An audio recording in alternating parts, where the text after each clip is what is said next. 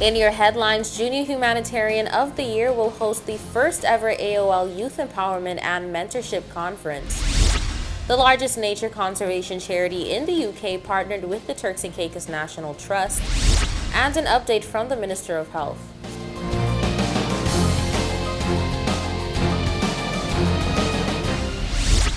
From the PTV Broadcasting Headquarters in Providenciales, your number one source for news, I'm Erica Pinales, delivering the latest from across the country this Tuesday, March 29th, 2022, right to your door.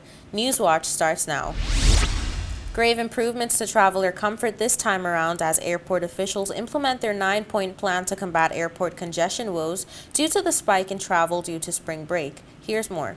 Success for TCIAA officials after implementing a number of steps toward easing passenger congestion at the Providenciales International Airport. Last weekend, airport officials tallied some 13,000 travelers to pass through the PLS airport, 8,000 on Saturday, and an estimated 5,000 on Sunday.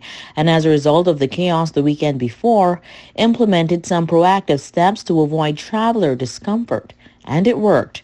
Airport employees commended the steady flow of passenger processing and the taxi line as well, which helped to prevent the overcrowded heel-to-toe lines that extended out into the scorching hot sun, not to mention the uncomfortable standing for extended periods just the weekend before.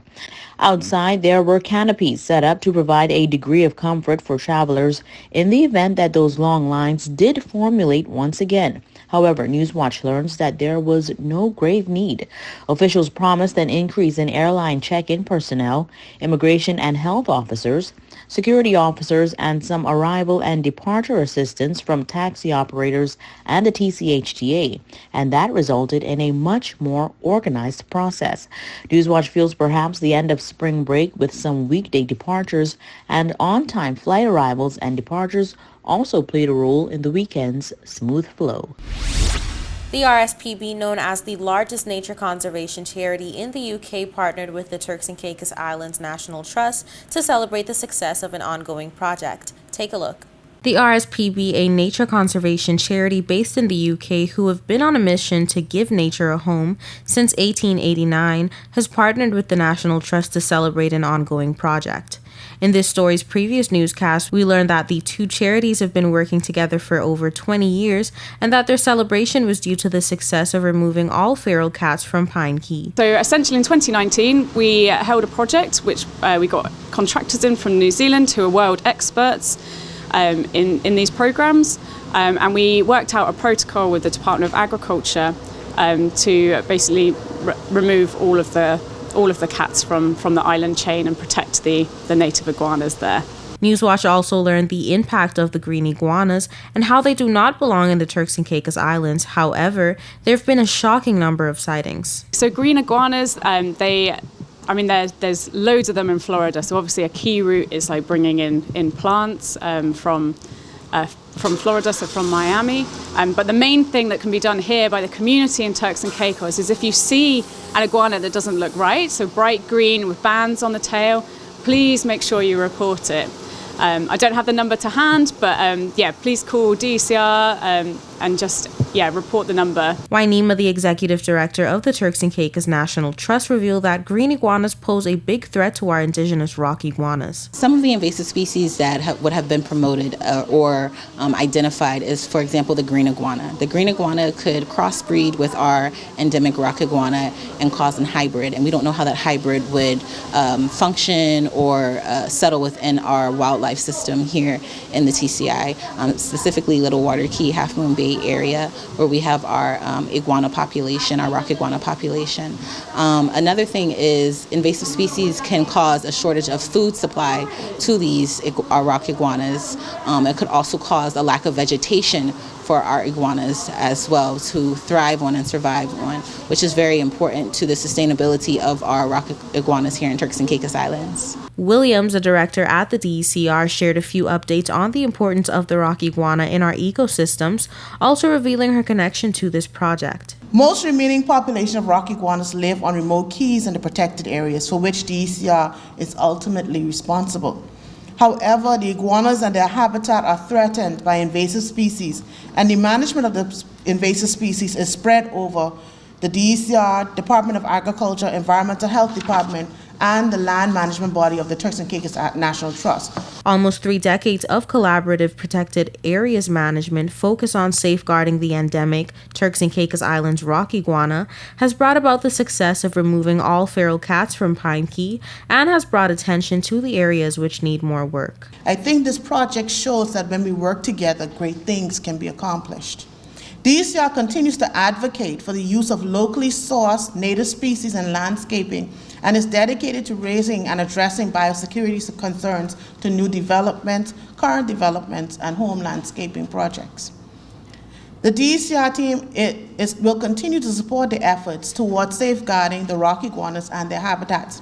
I am very proud of this project and the work done and the accomplishments that have been achieved, and I look forward to future partnerships between our friends in the rock iguana conservation. Millet, who works with the UK Overseas Territory Biosecurity Project, believes that the project has made exceptional changes and has grown to now yield positive results. He also believes that it is up to the stakeholders here in the Turks and Caicos Islands for the success of this project to be a constant. I think as an advisor to the UK government, or with the UK government, it's really, the future directions are really up to the stakeholders in the TCI. And what I can say is that there are a number of projects and mechanisms for support of sustainable environmental management, including biosecurity and non-native management, non-native species management. And we would do our utmost to support the partners in the directions that they choose to take their environmental management. Don't go anywhere. More News Watch when we return.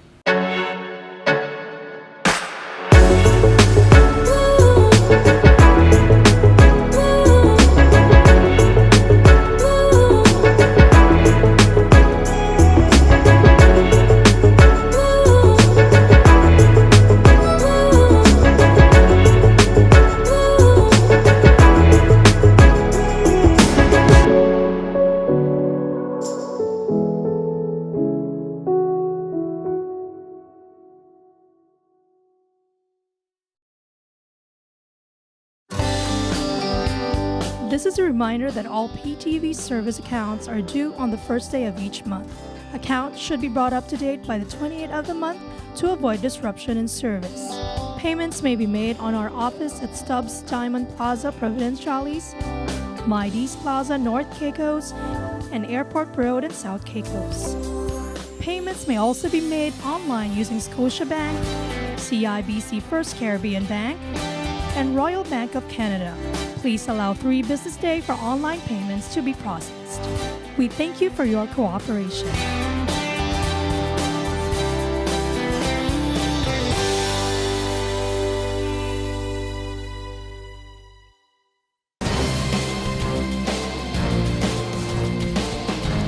Welcome back to Newswatch. Minister of Health Honorable Jamel Robinson, in his latest address to the nation, gives an update on some changes to a number of the mandates implemented in the fight against COVID. Newswatch has that report. Event organizers and residents may be pleased to learn that written approval from the Chief Medical Officer and DECR is no longer required when planning public or private gatherings and social activities. This, Minister of Health Honorable Jamel Robinson announced following Cabinet's March 23rd meeting. Remove the requirement of obtaining written permission from the Chief Medical Officer or Chief Environmental Health Officer and written permission/permit from the Department of Environment and Coastal Resources for any gatherings or social activity, whether private or public, including on public beaches. Another amendment with no mention of official requirement to quarantine now requires self-isolation for less than a week after testing positive for COVID-19. This is where officials say the onus is on you. Amended quarantine regulations requiring persons to self-isolate for 5 days if they test positive. Mask mandates are still implemented and persons are required to adhere to mask wearing and face covering guidelines indoors and in enclosed spaces. Other existing COVID-19 measures have been extended to April 30th. In partnership with the East Bay Resort South Caicos and the Department of Youth Affairs and Culture, Turks and Caicos Islands Junior Humanitarian of the Year Arian Lewis will host the first ever AOL Youth Empowerment and Mentorship Conference. Take a look. Mr. Lewis, a native of South Caicos, has planned to provide the youth of South Caicos with valuable knowledge from a host of professionals from all aspects of public and private sectors. Host Mr. Arian Lewis shared that the main focus of this conference is to encourage youth development through exposure and to teach the benefits and importance of dream building, personal responsibility, positive self-image, responsible conduct, respect for themselves and others, educational achievement, and cultural enrichment. To achieve these goals, the committee members reportedly have a plethora of workshop and mentors that are ready and fired up to meet the youth throughout the community of South Caicos and to begin the process of empowering future minds. This will include, but not limited to, etiquette training with Lady Delphia Mizik, cultural enrichment with the Department of Culture, youth empowerment with Mrs. Jasmine Thomas, STEM workshop with Mr. Lakenze Mizik, founder of the Math Lab, Pretty Careers Grooming, and mastering a skill in the beauty industry with Miss Nakia Wilson, being a humanitarian with Mr. Stan Hartling, CEO of the Shore Club and Level Up, with Miss Karen Witt. Owner of East Bay Resort South Caicos, Mr. Michael Tibbetts, shared that East Bay Resort is delighted to be the host sponsor for the AOL Youth Conference 2022. By hosting the conference, Mr. Lewis hopes to provide a welcoming space for the teens to share ideas, learn new skills, and develop leadership qualities. Investing in our local youth today will generate a better skilled workforce for the future and inspire the next generation of leaders.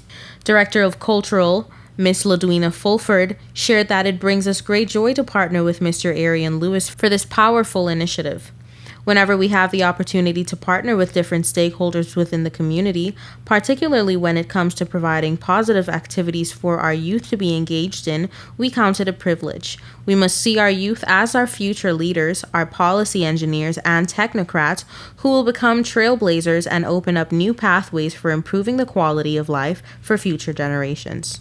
I wish to commend Mr. Lewis and his team for the great work that they do and wish him every success in this and other projects that he undertakes. In addition, the Director of Youth Affairs shared that the Department of Youth Affairs is elated to be partnering with Mr. Lewis, our former youth ambassador, and his team. It is imperative that we give our youth the necessary tools to succeed in life. Empowering young people means to create and support enabling conditions that will not only feed their drive and creativity, but give them knowledge that guides them to act on their own behalf. Mr. Lewis is a glaring example of empowering youth in our nation. He is showing young people what it means to advocate and empower our future generations. The event is scheduled to take place on April 11th to the 16th at the luxurious East Bay Resort in South Caicos. Don't touch that remote. We'll be right back. Coming up next is your weather forecast. This is a reminder that all PTV service accounts are due on the first day of each month. Accounts should be brought up to date by the 28th of the month to avoid disruption in service. Payments may be made on our office at Stubbs Diamond Plaza, Providenciales, Mides Plaza, North Caicos, and Airport Road in South Caicos. Payments may also be made online using Scotiabank, CIBC First Caribbean Bank, and Royal Bank of Canada. Please allow 3 business days for online payments to be processed. We thank you for your cooperation.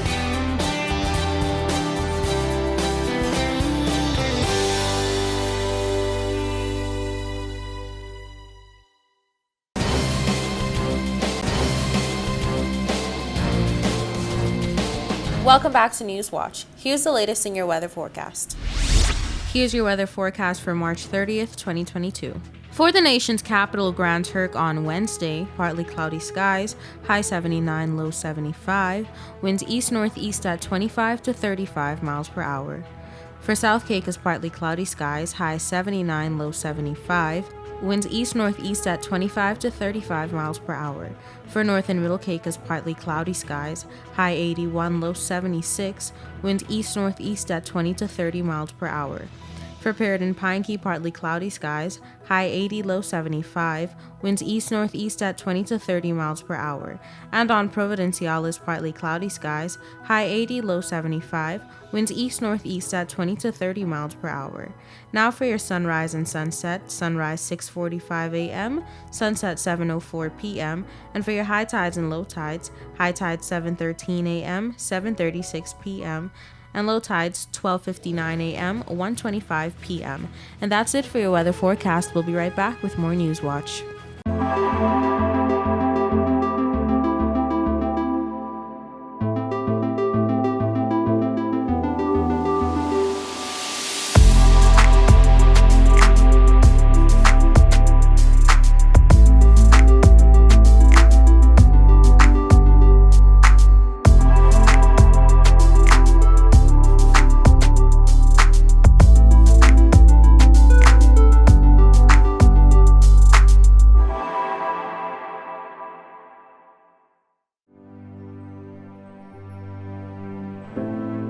Here at People's Television, we're more than just your leading news and entertainment services. We are spreading the gospel.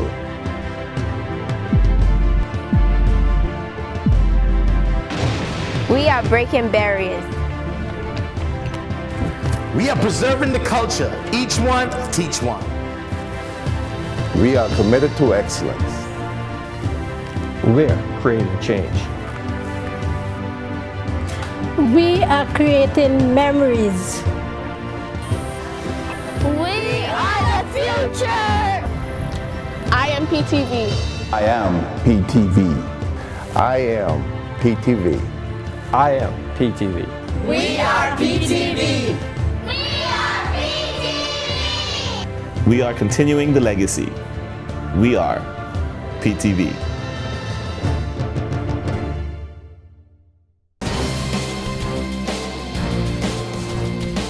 Welcome back to Newswatch. Up next, Newswatch got the chance to speak to members of the 100 Black Men International Health and Wellness Committee, where they reveal some very promising upcoming plans. The 100 Black Men is an organization that was started in 1963 in an effort to mentor and take care of the community.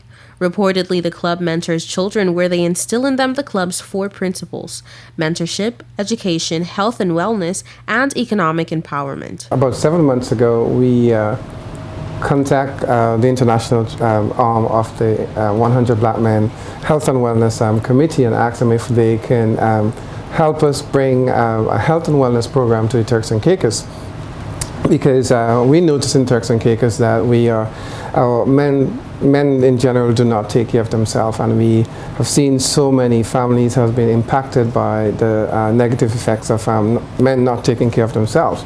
So I think if we're going to take care of our community, we have to start with us men taking care of ourselves. So hence the reason why we, the team of experts from the 100 Black Men Health and Wellness Program came down this week to visit, to look at what we can do.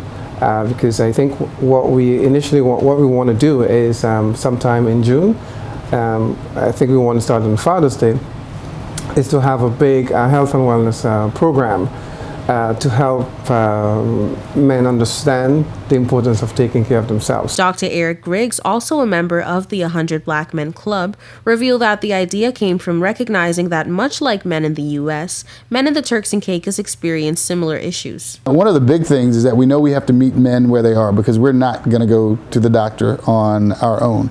So what we intend to do is do a large event that focuses on men, but it encompasses all of the family, the kids, the women, heart attack, diabetes, obesity, cholesterol. They don't discriminate based on gender. They don't discriminate based on age. Childhood obesity is going up in the States, as I understand it is here as well. So we want to celebrate health, and we want to celebrate our men, because we need, well, y'all need us around. So there'll be a number of, we want to have a panel. We'll have a panel with health experts, a cardiovascular surgeon, Dr. Antoine Keller. We'll have other experts on the panel to address the adults. In the meantime, activities for the kids, teaching them about health too, because we know that once you get the attention of kids, you have the attention of the entire family. But most importantly, we want to keep it festive, we want to make it fun, and we want everyone to walk away feeling empowered and smiling. Sometime in June, the 100 Black Men Club plan to host a grand event which will be open to all to celebrate men and health, also recognizing that the multiple health topics that will be discussed do not discriminate based on age or gender. Right now we're looking at a date in June, potentially kicking off on Father's Day. What better way to celebrate men and men's health than Father's Day? But making it fun. I'm understanding there might be, our chairman, Dr. Mark Alexander, was talking earlier, there might be some dominoes laying around somewhere. I'll challenge anyone. If you're ready, you get beat by a doctor, I'm with it. I said it. Yeah, we're looking at kicking off on Father's Day and then having sequential events on different islands that week. Eric explained that the event is one that you will not want to miss, promising a day filled with exciting activities and engaging conversations. So we are building our health army. Will has brought us in and introduced us to the right people. Yes. We are collaborating with the Ministry of Health, and they're the ones who will help really spearhead this. We're bringing the resources, and they have boots on the ground, and so we work with them. Since they arrived, we've gone over to North Caicos, Grand Turk. We were supposed to go to South Caicos today, but that didn't happen. But we spent a lot of time on ground just trying to put things in order, so when June comes, we can execute this well and effectively. Mason explained that although planning the event is not stressful, a lot of work and thought must be put in for a successful execution. I think one of the things that we keep in mind is that we're doing this for the right purpose. Because if our men aren't healthy, we do not have a country, we do not have a family. So yes, there might be a little bit logistical wise of getting from island to island, there is, but I think with our expertise, we're able to put that together, and we just need everyone's help really to make this a success. Yeah, Will's definitely made sure that we know this is a work trip. This is not a vacation, and it's a good thing. It's for a good cause. So we're enjoying the work. As the men remain loyal and committed to what brings them to the Turks and Caicos Islands, Dr. Griggs and his peers who visit us from abroad reveal they still take a few moments to indulge in the beauty of the Turks and Caicos Islands while they're here. Stay tuned for more of this story in a subsequent newscast.